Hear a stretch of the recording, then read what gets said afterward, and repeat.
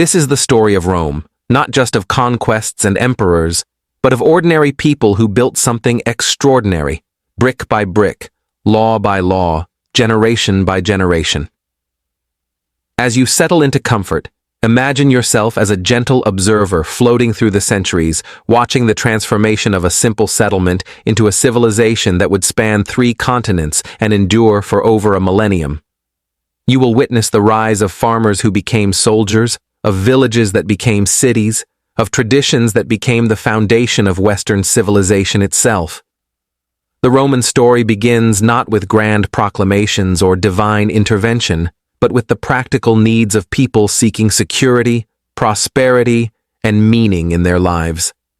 In the rolling hills of Latium, where the Mediterranean sun warms ancient olive groves and vineyards stretched toward distant mountains, small communities of Italic peoples, the Latins, Sabines, and Etruscans, live side by side, sometimes in peace, sometimes in conflict, always learning from one another.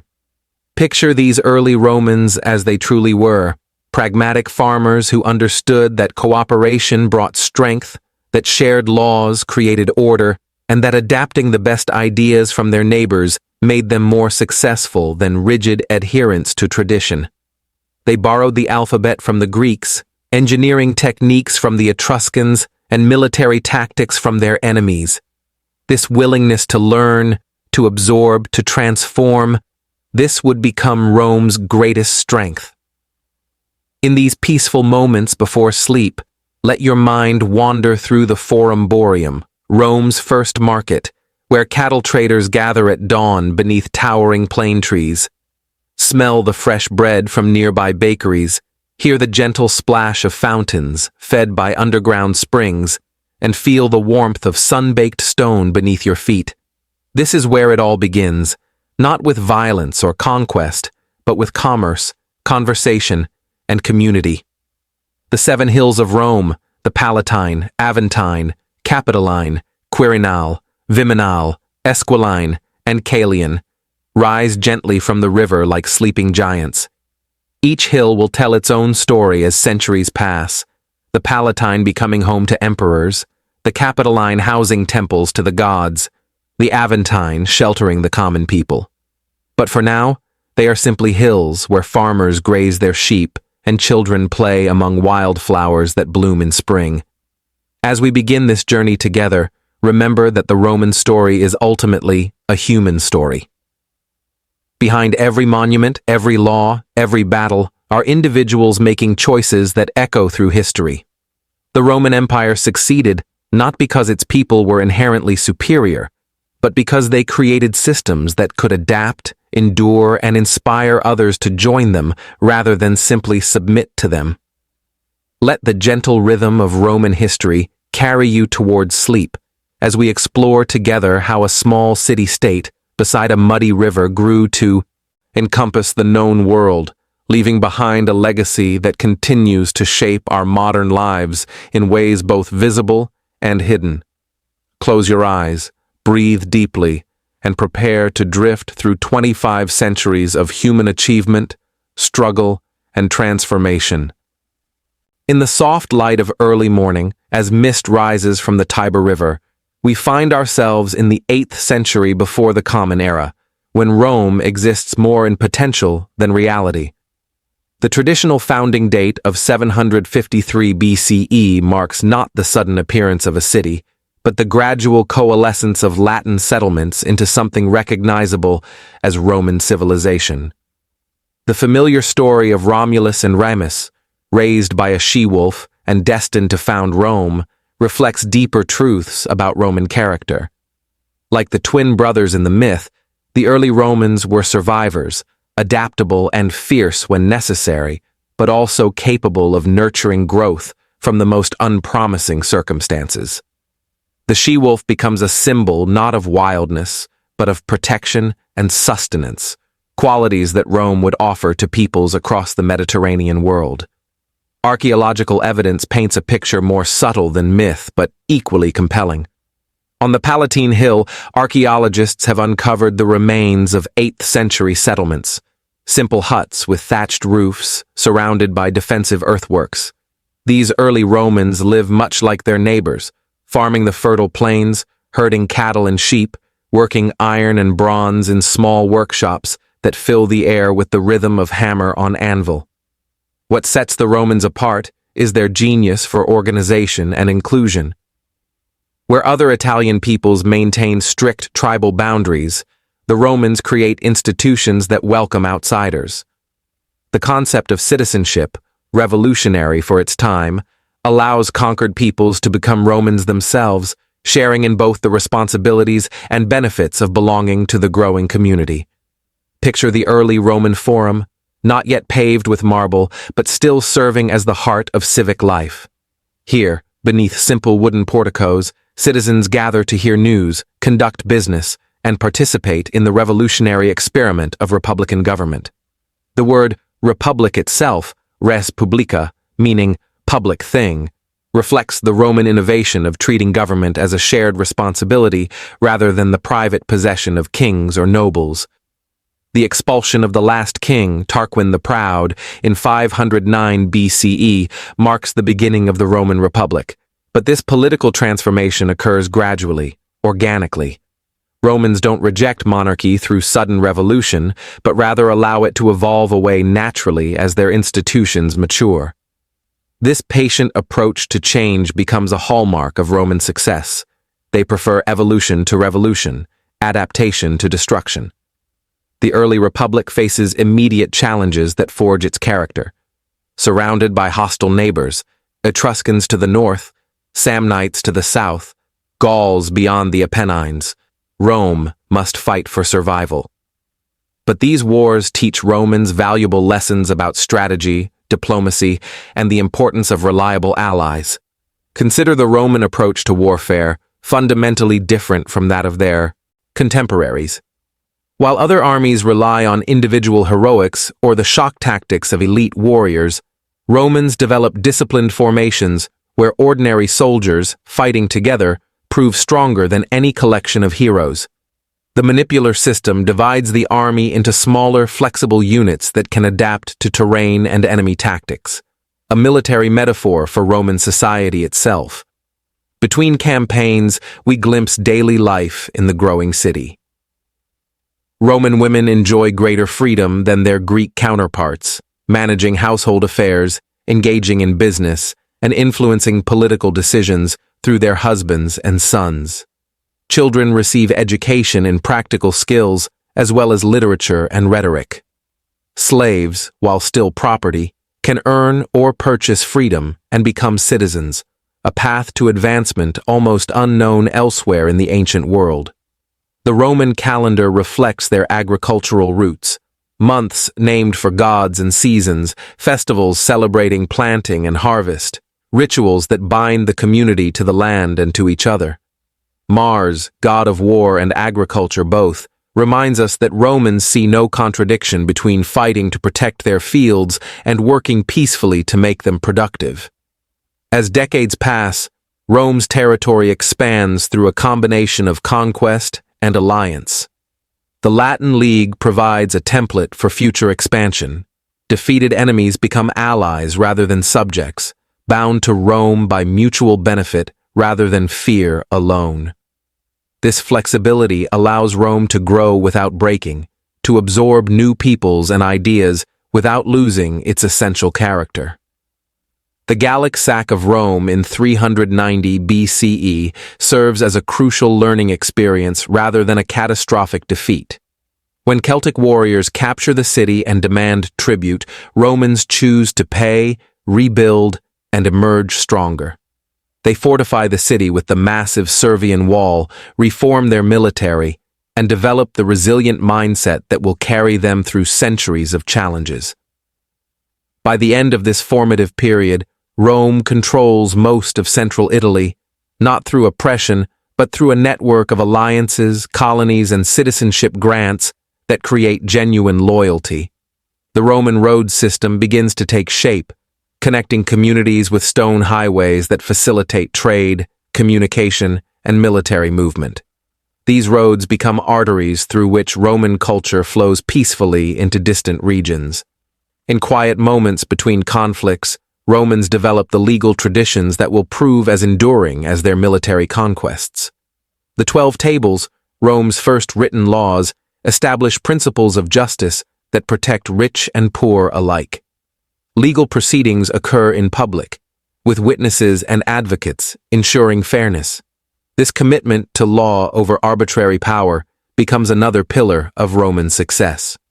As we drift toward the next chapter of Roman history, imagine yourself walking through the Forum on a peaceful evening when the day's business concludes and families gather for dinner.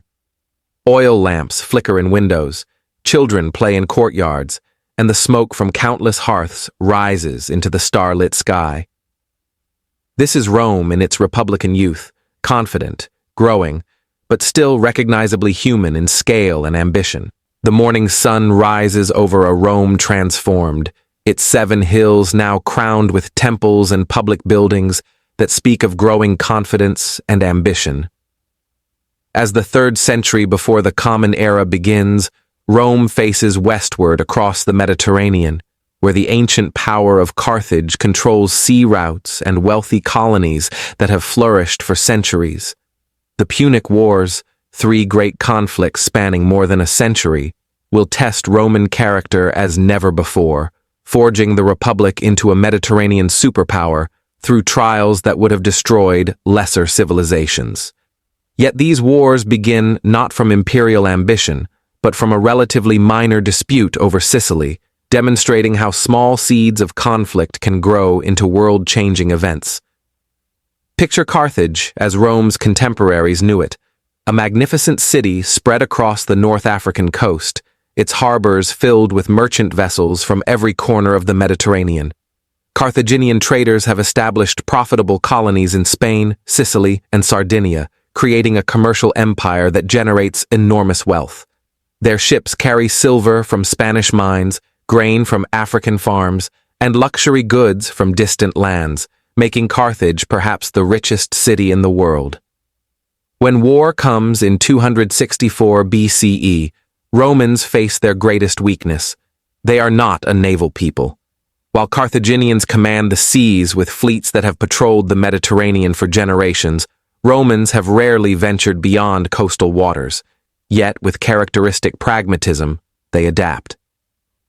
When a Carthaginian warship runs aground on the Italian coast, Roman engineers study its construction, learning the secrets of naval warfare through careful observation and experimentation.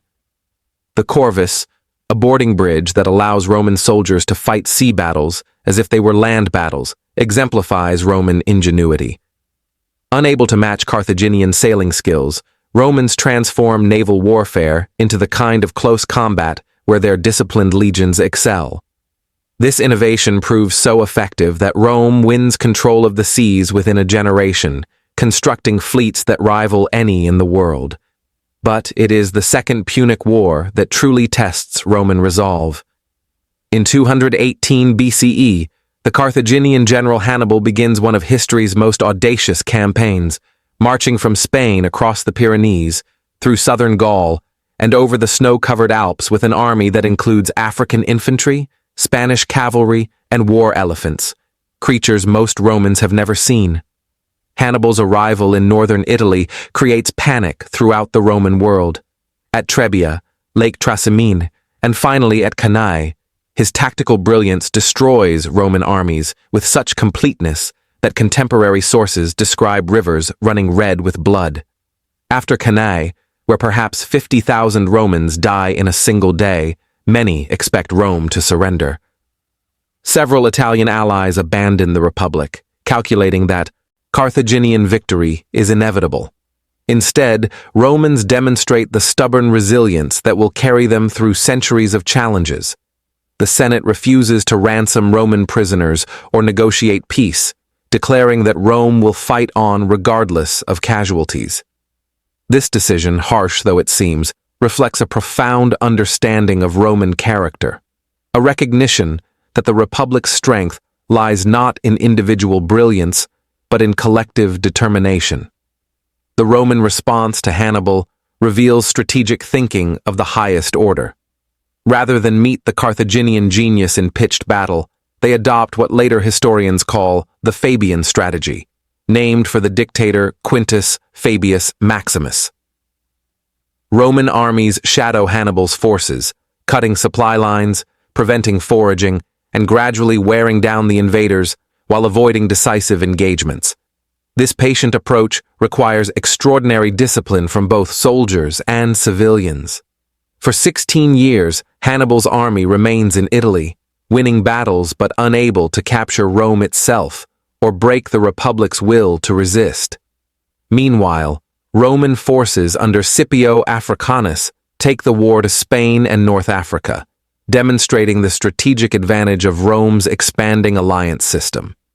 The Battle of Zama in 202 BCE marks not just Carthaginian defeat, but the emergence of Rome as the Mediterranean's dominant power. Scipio's victory results from superior tactics, reliable allies, and the accumulated experience of decades of warfare. More importantly, it demonstrates Rome's ability to learn from defeat, adapt to new challenges, and ultimately prevail through systematic preparation rather than individual heroics. The destruction of Carthage in 146 BCE, following the Third Punic War, removes Rome's last serious rival in the Western Mediterranean. Yet this victory comes at a moral cost that thoughtful Romans recognize. The deliberate obliteration of a great city, the enslavement of its population, and the symbolic sowing of its fields with salt represent a departure from earlier Roman practices of incorporation and alliance. Simultaneously, Roman legions march eastward into the kingdoms that emerged from Alexander's empire. The conquest of Macedon, the defeat of the Seleucid Empire, and the reduction of proud Greek cities to Roman provinces demonstrate military efficiency that amazes contemporaries. Yet these Eastern campaigns also expose Romans to Greek culture, philosophy, and art that will profoundly influence their own development. Imagine the cultural transformation occurring as Greek slaves, many of them highly educated, arrive in Roman households as tutors and secretaries. Greek artists create Roman portraits, Greek architects design Roman temples, and Greek philosophers debate in Roman forums. This cultural fusion enriches Roman civilization immeasurably, creating the Greco-Roman synthesis that will influence Western culture for millennia. The influx of wealth from conquest brings profound changes to Roman society. Traditional farmers abandon their fields to serve in distant armies, returning to find their land sold or neglected. Slave labor from conquered territories makes small farming unprofitable, concentrating land ownership in vast estates worked by foreign slaves. These economic shifts create social tensions that will eventually threaten the Republic itself. Yet for now, in these golden years of expansion, Romans can marvel at their achievements. Their roads stretch from Scotland to the Sahara, their laws govern diverse peoples from Spain to Syria, and their eagles cast shadows over territories larger than any previous empire. Roman citizenship, once limited to residents of 7 hills beside the Tiber, now extends to communities throughout Italy and beyond. The triumphal processions that celebrate military victories become spectacular displays of Roman power and wealth. Captured treasures, exotic animals, and defeated enemies parade through streets lined with cheering crowds. These ceremonies serve not merely as entertainment, but as powerful reminders of Rome's growing dominance and the benefits that empire brings to its citizens.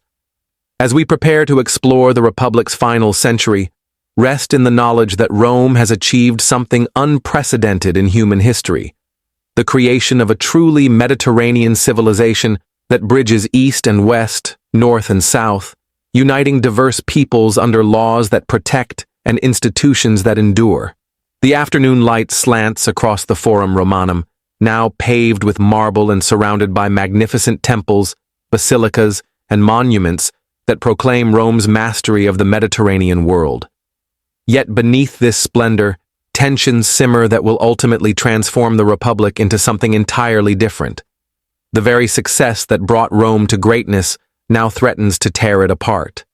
The crisis begins as many Roman stories do, with good intentions and unintended consequences.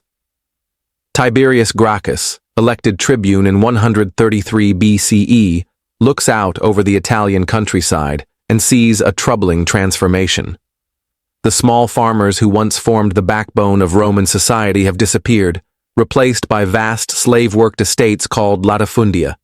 Veterans returning from decades of foreign service find their ancestral lands abandoned or sold, forcing them into the growing urban masses that depend on imported grain and public entertainment.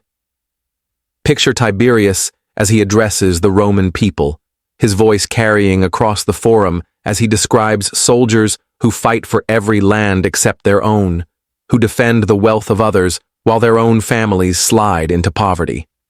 His proposed solution, redistributing public land to landless citizens, seems reasonable, even conservative, yet it triggers a constitutional crisis that reveals deep fractures in Roman society. The conflict over land reform exposes competing visions of what Rome should become. Traditional senators, representing established wealth and ancient privilege, view Tiberius's proposals as dangerous populism that threatens property rights and social stability. The tribune's supporters, drawn from the growing class of dispossessed citizens, see land redistribution as simple justice and economic necessity. When Tiberius bypasses the Senate and appeals directly to the popular assemblies, he violates unwritten traditions that have maintained political balance for centuries. The resulting confrontation ends in violence unprecedented in the Forum. Senators and their followers club Tiberius and 300 of his supporters to death, throwing their bodies into the Tiber River. This bloodshed marks the beginning of the Republic's final century, a period when political disputes increasingly resolve through violence rather than compromise. 10 years later, Gaius Gracchus, Tiberius's younger brother, continues the struggle with more sophisticated tactics and broader support.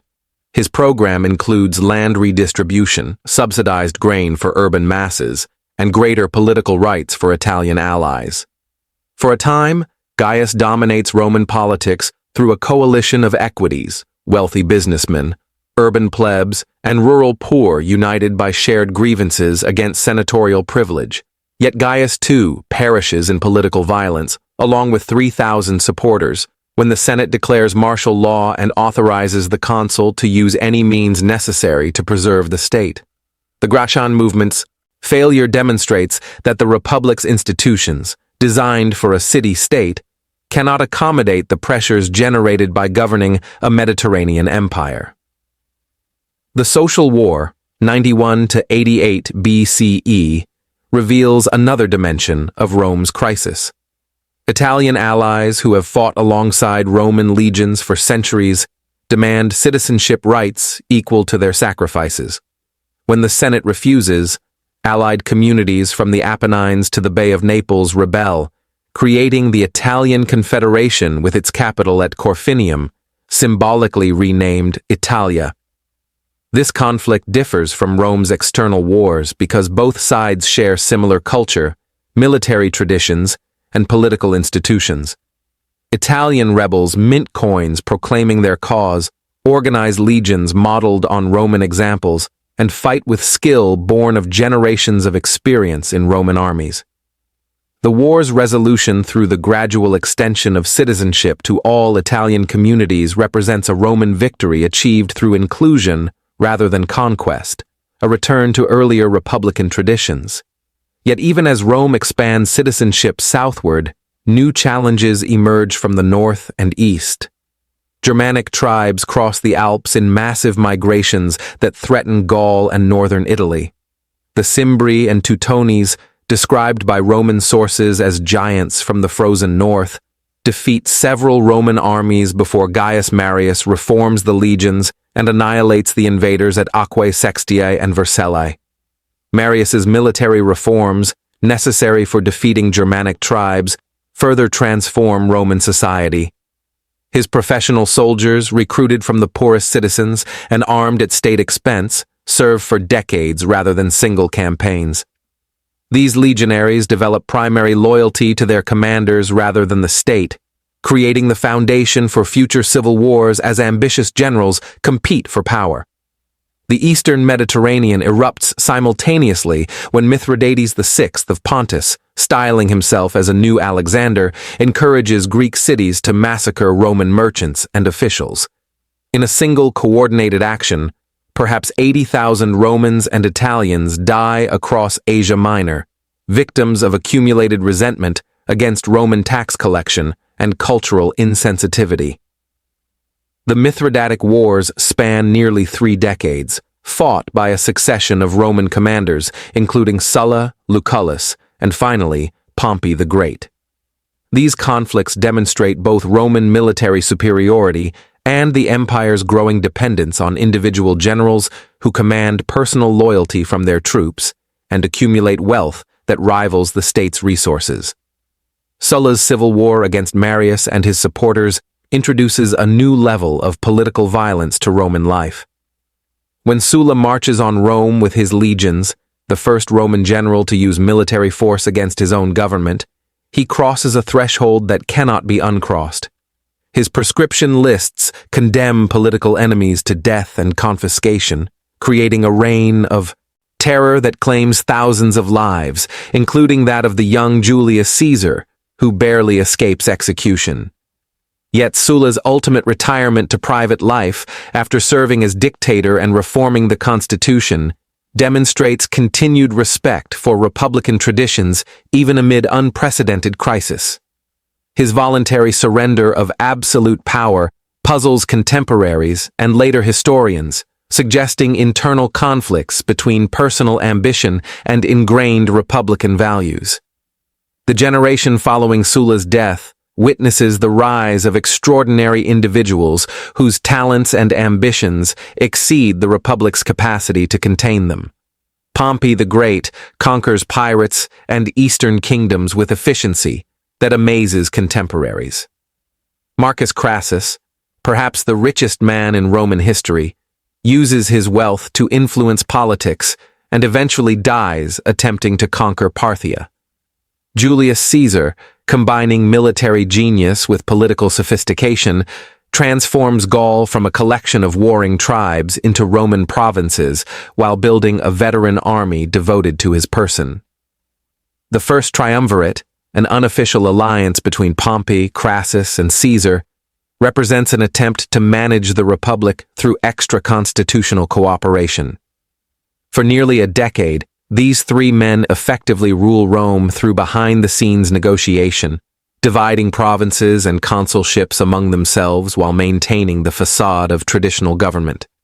Caesar's Gallic Wars, 58 to 50 BCE, add territories larger than Italy itself to the Roman Empire, extending its boundaries to the Atlantic Ocean and the English Channel. His literary account of these campaigns, written in elegant Latin prose, presents conquest as civilizing mission while revealing the practical brutality required to subdue free peoples. Gallic gold finances Caesar's political career, while Gallic warriors strengthen his legions for coming civil war. When the triumvirate dissolves following Crassus's death in Parthia, Pompey and Caesar inevitably clash. The Senate's demand that Caesar return to Rome as a private citizen, abandoning his armies and provincial commands, forces the choice between political extinction and civil war. Caesar's crossing of the Rubicon River with a single legion in 49 BCE marks the Republic's effective end, though few contemporaries recognize the moment's significance. The civil wars that follow, Caesar against Pompey, then the conspirators against Mark Antony and Octavian, finally Octavian against Antony and Cleopatra, devastate the Mediterranean world while demonstrating the bankruptcy of republican institutions. Yet from this chaos emerges a new form of government that will prove more durable than the Republic itself. The dawn of a new age breaks over the waters of Actium, where on September 2nd, 31 BCE, the naval forces of Octavian and Mark Antony fight the battle that will determine Rome's future. As Cleopatra's golden barge retreats toward Egypt and Antony's fleet surrenders or burns on the wine-dark sea, the Roman Republic draws its final breath. Yet from this ending comes a beginning more magnificent than Romans dare imagine, the birth of an empire that will endure for centuries and leave an indelible mark on human civilization. Octavian, soon to be known as Augustus, returns to Rome not as a conqueror but as a restorer, carefully crafting the fiction that he is reviving the Republic, while actually creating something entirely new. The word emperor itself, imperator in Latin, originally means simply commander. Yet Augustus transforms this military title into a new form of monarchy that Romans can accept because it preserves familiar institutions while providing the strong leadership that the Republic's final century proved incapable of delivering. Picture the Augustan settlement as a masterpiece of political theater. The young man, who once stood with Mark Antony over Caesar's bleeding body, now presents himself as the Prince of Peace, the restorer of traditional values, the leader chosen by gods and men to heal Rome's wounds. He returns the eagles lost by Crassus in Parthia, rebuilds temples throughout the empire, and establishes laws that strengthen marriage and encourage childbearing among the upper classes. The transformation of Rome under Augustus occurs gradually, subtly, like the changing of seasons.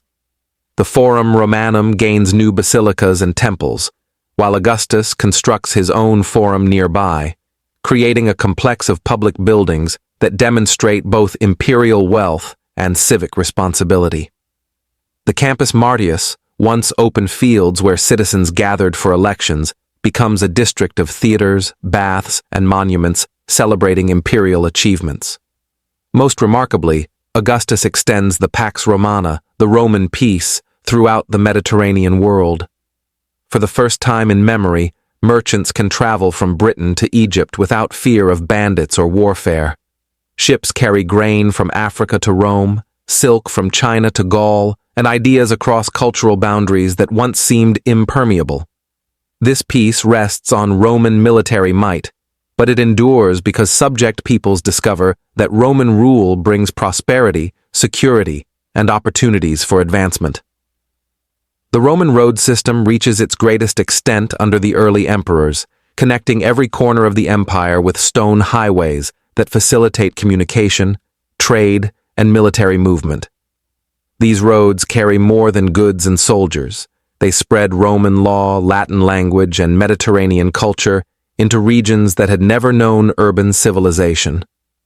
In Britain, Gaul, Spain, and the Danube provinces, Roman engineers lay out new cities complete with forums, theaters, aqueducts, and baths that transform tribal societies into participants in a truly cosmopolitan civilization. Imagine walking through one of these new provincial cities, perhaps Lugdunum in Gaul or Emerita, Augusta in Spain. The forum bustles with merchants, speaking half a dozen languages. The theater presents plays by Plautus and Terence to audiences that include Romanized Gauls and Spanish nobles, and the baths serve as social centers where Roman citizens, Latin allies, and local aristocrats mingle in ways that would have been impossible under the Republic. The imperial system reaches its mature form under the Flavian dynasty, 69 to 96 CE, when practical soldier emperors like Vespasian and Trajan demonstrate that the principate can survive dynastic transitions and accommodate rulers from outside the old Roman aristocracy. Vespasian, son of a tax collector, proves that merit rather than birth can elevate a man to the purple, while his son Titus wins hearts through generous disaster relief following Vesuvius's eruption that buries Pompeii and Herculaneum. The Colosseum, Vespasian's gift to the Roman people, symbolizes the empire's maturity and confidence.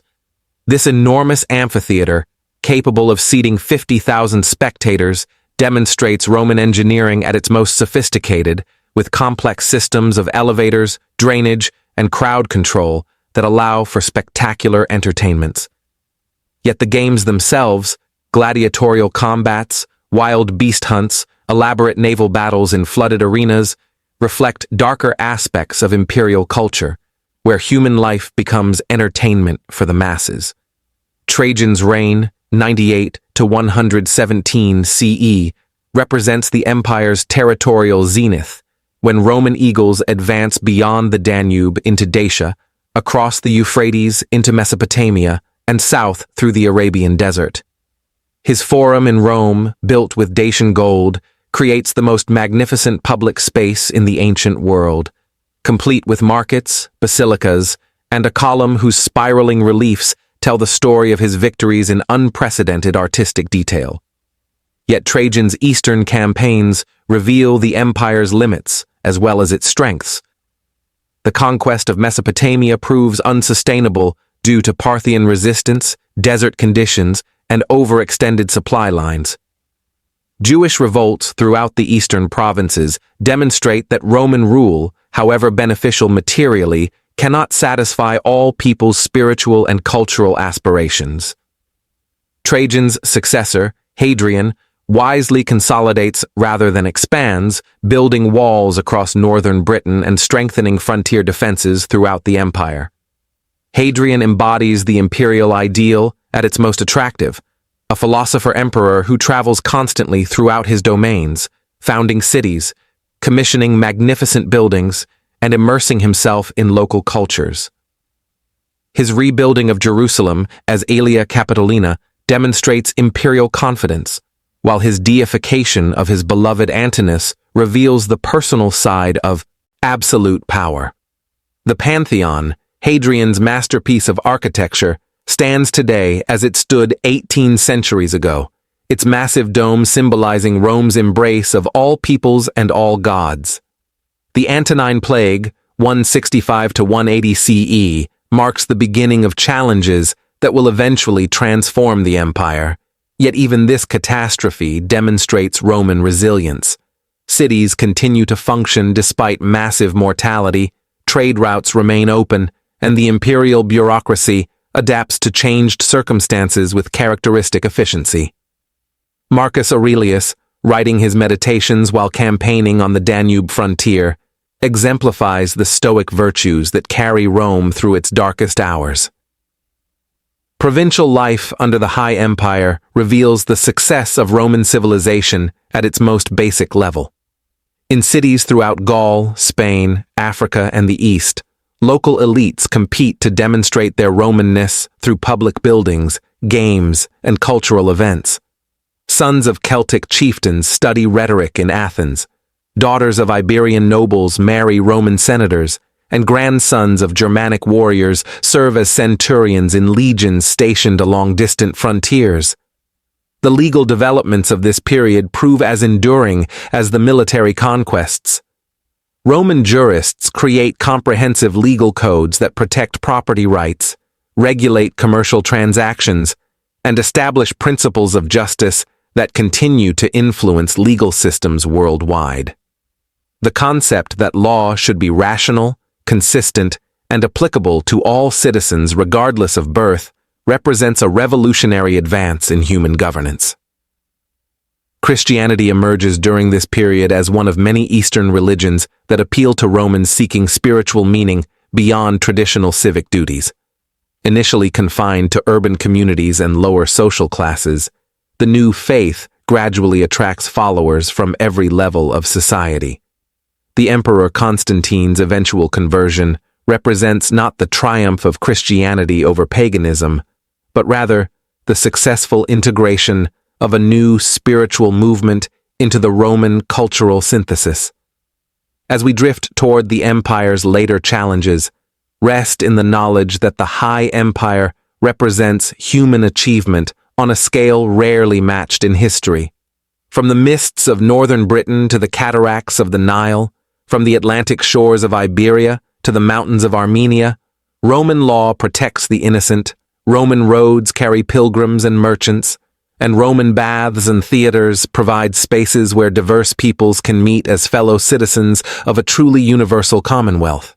As evening shadows lengthen across the 7 hills of Rome, we enter the centuries when the empire faces challenges that test every institution, every tradition, and every assumption upon which Roman civilization rests. Yet this is not a story of simple decline, but rather one of remarkable adaptation. how a Mediterranean empire transforms itself to survive in a changing world, creating new forms of government, embracing new faiths, and ultimately dividing to ensure that Roman ideals endure even as the Western Empire faces its final trials. The death of Marcus Aurelius in 180 CE marks the end of the Pax Romana as Romans had known it for 2 centuries. His son Commodus, more interested in gladiatorial games than imperial duties, begins a pattern of imperial instability that will plague the 3rd century. Yet even during these troubled times, Roman resilience manifests in countless ways. Provincial cities continue to flourish, trade networks adapt to new conditions, and ordinary people maintain the daily routines that give meaning to civilization.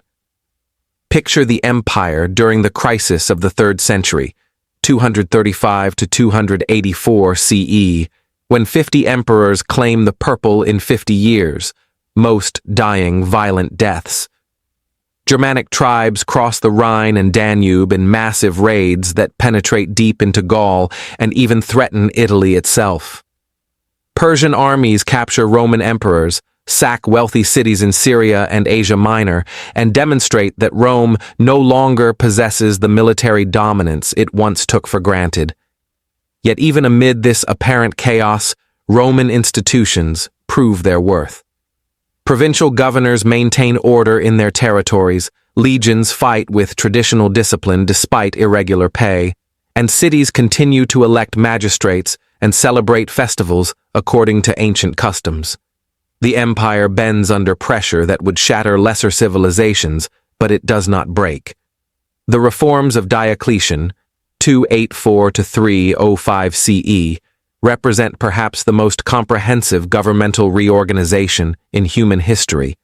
This Illyrian soldier, elevated to the purple by his troops, recognizes that the empire has grown too large and complex for traditional administration.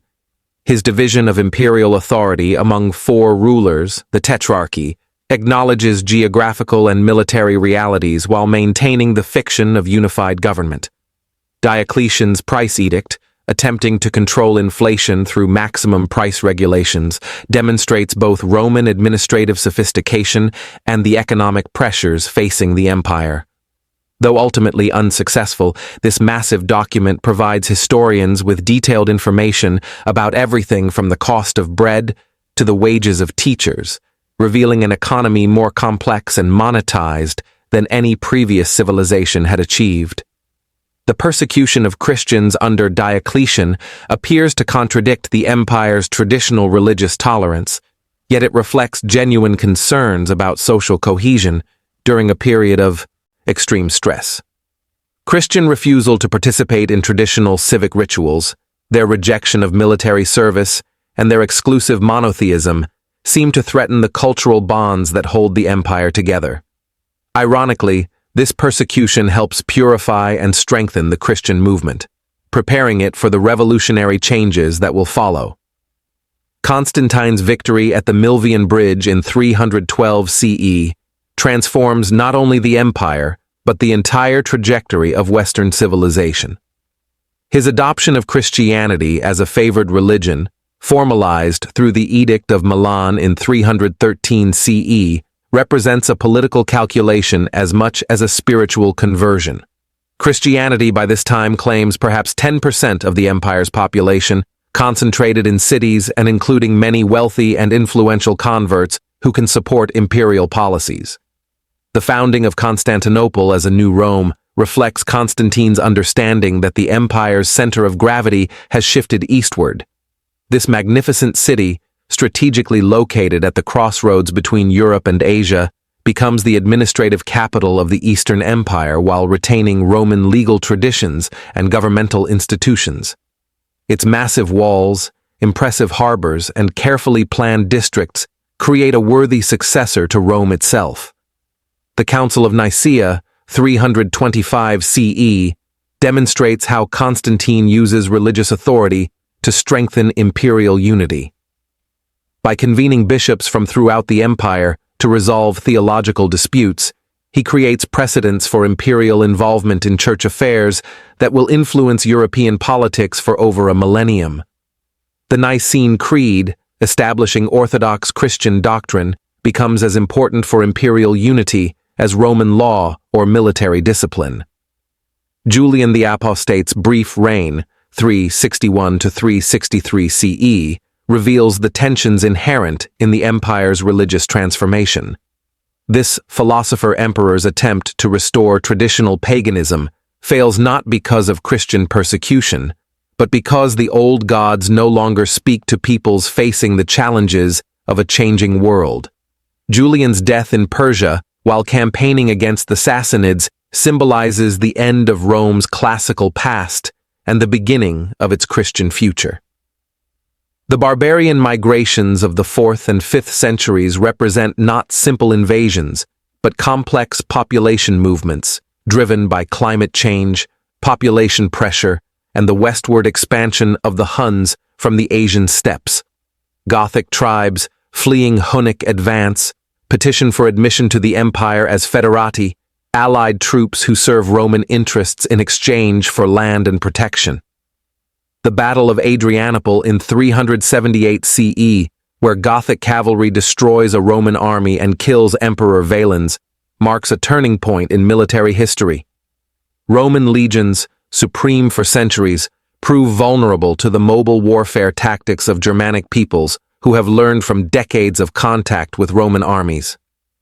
Yet even this disaster leads to adaptation rather than collapse, as subsequent emperors like Theodosius integrate barbarian warriors into imperial service while maintaining Roman command structures.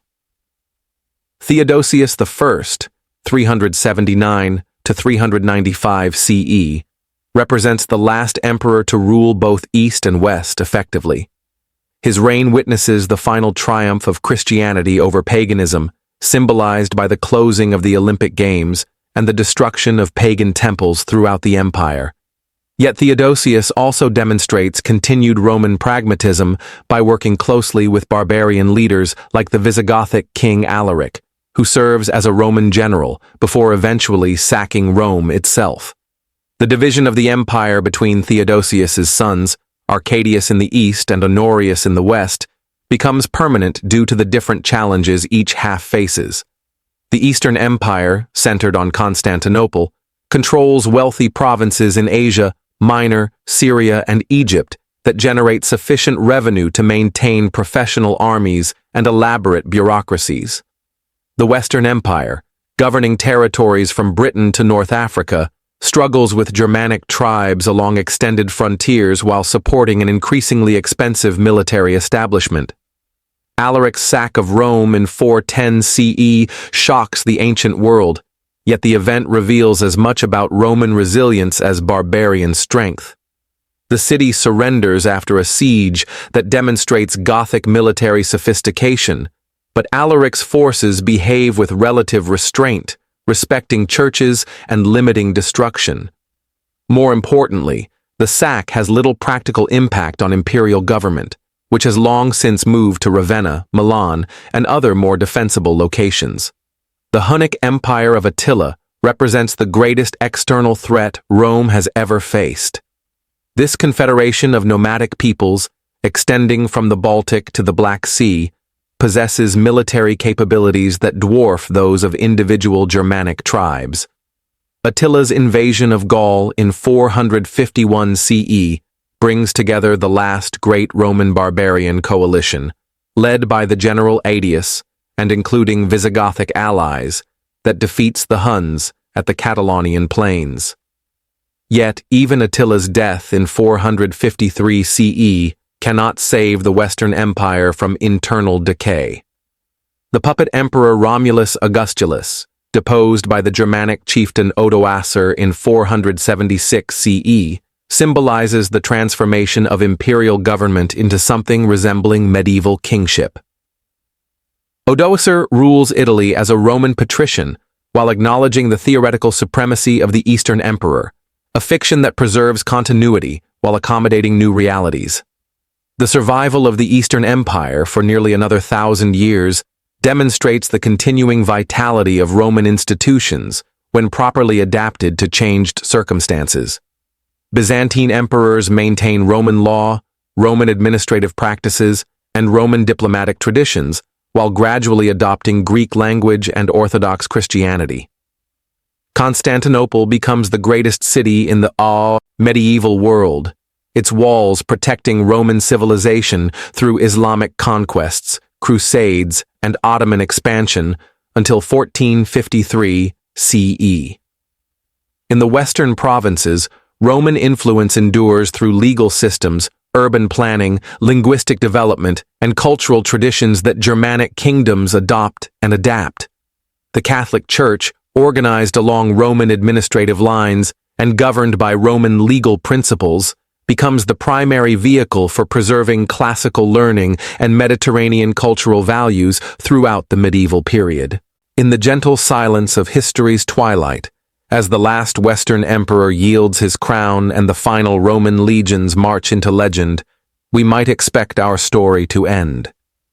Yet the fall of Rome marks not a conclusion but a metamorphosis, the transformation of a political entity into something far more enduring, an idea, a set of principles, and a vision of human possibility that continues to inspire and influence our world 25 centuries after shepherds first settled beside the Tiber River.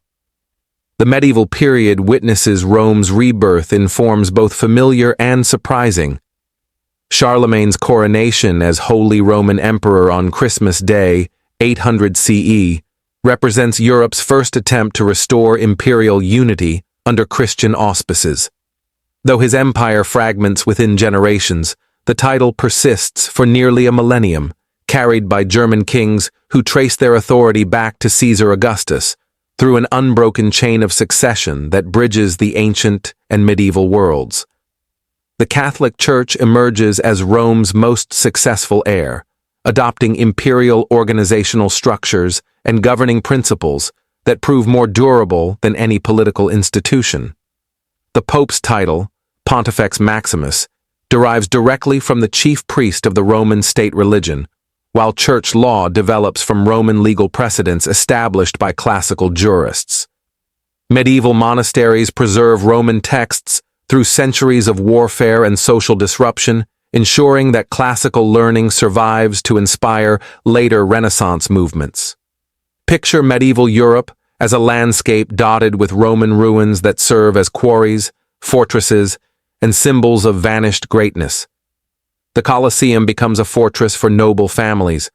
Roman theaters host medieval mystery plays, and aqueducts supply water to growing cities that expand beyond their ancient walls. These physical remnants remind medieval peoples of achievements they aspire to match, creating a cultural continuity that transcends political fragmentation. The Byzantine Empire, governing from Constantinople, maintains Roman institutions and identity throughout the medieval period. Byzantine emperors issue edicts in Latin, organize their armies in Roman formations, and govern according to laws derived from the Corpus Juris Civilis, compiled under Justinian. Even as Greek becomes the dominant language and Orthodox Christianity shapes religious life, these Eastern Romans consider themselves direct heirs of Caesar and Augustus, preserving imperial traditions until the Ottoman conquest of 1453. Islamic civilization, expanding from Arabia across the Mediterranean world, encounters Roman heritage throughout its domains and adapts many Roman institutions for its own purposes. Muslim rulers in Spain, North Africa, and the Middle East govern cities founded by Romans, collect taxes according to Roman precedents, and patronize scholars who study Roman law and philosophy. The preservation of classical texts in Arabic translation ensures that Roman learning survives even in regions where Latin Christianity disappears. The Renaissance marks Europe's conscious rediscovery of Roman culture and values, as Italian humanists like Petrarch and Poggio Bracciolini search monastery libraries for forgotten classical manuscripts. The revival of Roman literature, philosophy, and artistic principles transforms European culture, creating new forms of government, art, and intellectual inquiry based on classical models. The dome of St. Peter's Basilica, inspired by the Pantheon, symbolizes this cultural rebirth and the enduring appeal of Roman architectural ideals. The age of exploration carries Roman influence to previously unknown continents as European colonizers establish cities according to Roman urban planning principles, implement legal systems based on Roman law, and create governmental institutions modeled on republican precedents. Spanish conquistadors found settlements with central plazas reminiscent of Roman forums, while Portuguese administrators adapt Roman colonial practices for governing diverse populations in Asia, Africa, and Brazil.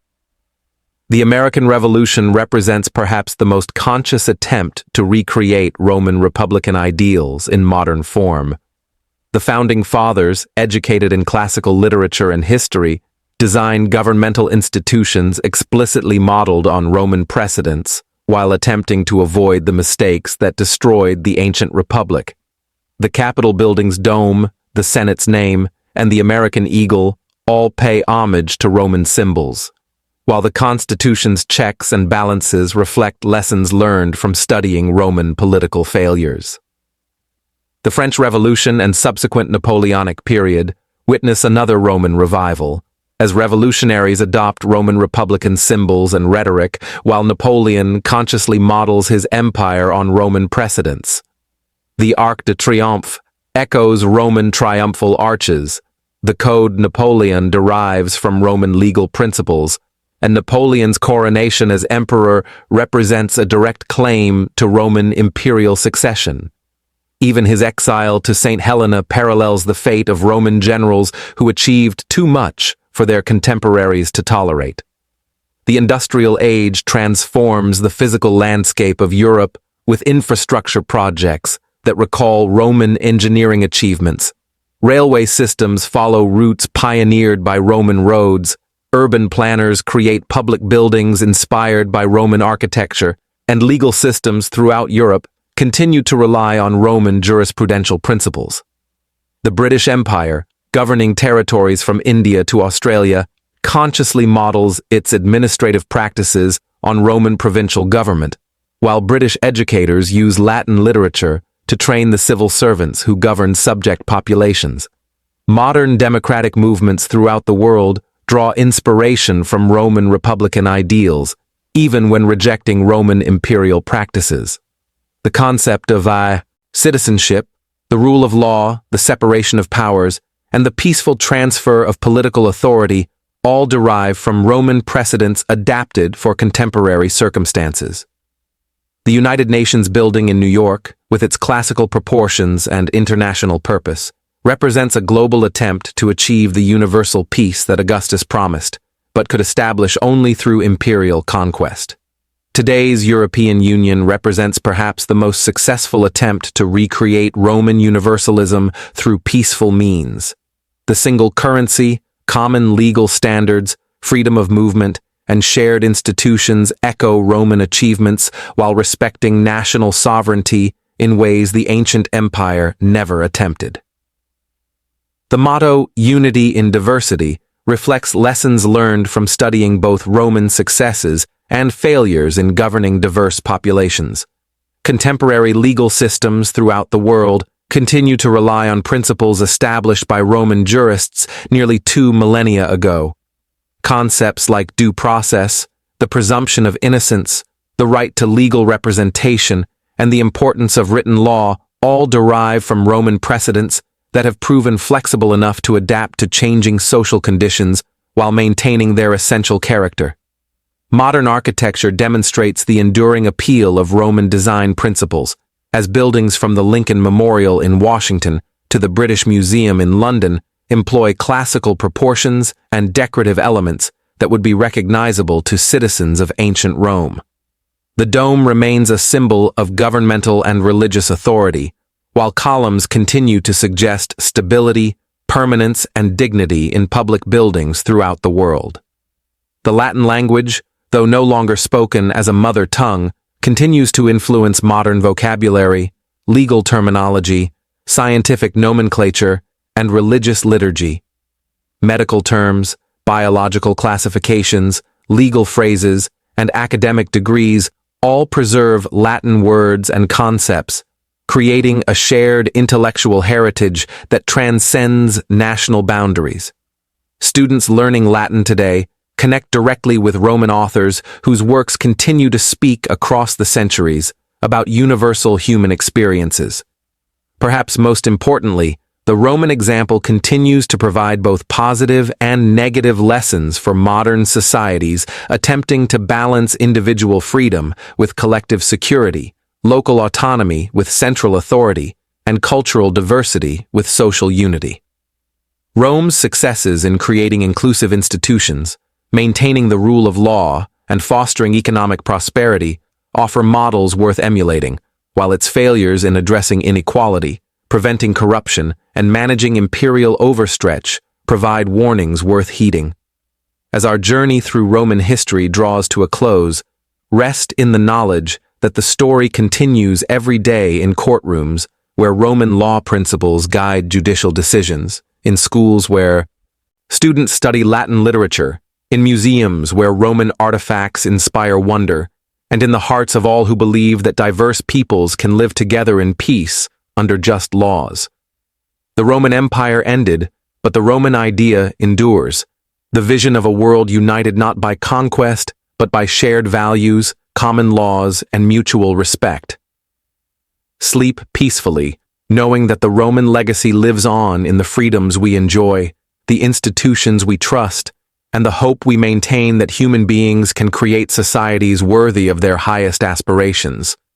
From 7 hills beside an Italian river, the Roman achievement expanded to encompass the known world and continues to influence the unknown future, proving that some human accomplishments truly deserve to be called eternal.